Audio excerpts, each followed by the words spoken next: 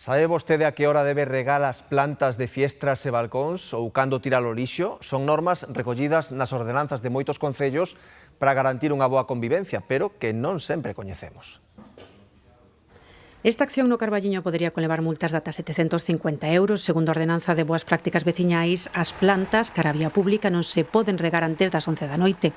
A hora de regar as plantas é a mañá, que despois crecen.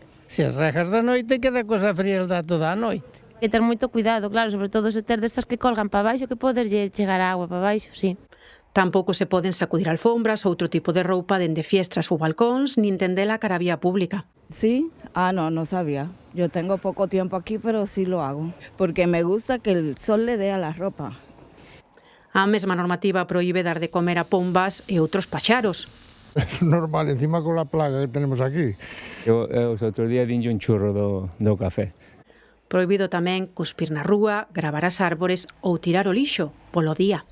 Ahorita al levantarme recojo la basura y la boto en el pipote de la basura y todo en el que le corresponde. Sabe que debería ser pola noite antes das 7 da mañá.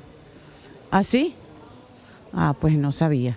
Para que esté menos tiempo fuera. As sancións no caso do Carballiño poden ir dende os 100 aos 750 euros nas infraccións leves ata os 3.000 nos casos máis graves. Os agentes pedílle que sancionen cousas que logo sabe que non van a acabar nun expediente dunha forma a outra tamén é complicado, entendes? Pero bueno, informar sí, se ten informado, mire, escupir na calle, podemos multar por escupir na calle? Pois sí. Tamén por tirar pipas ou envoltorios no chan, sancionado con ata 750 euros en Noia. Por exemplo, lavar o coche na rúa, pois non se pode lavar o coche na rúa porque queda mollada, porque quedan restos de xabón que poden causar un esbalón.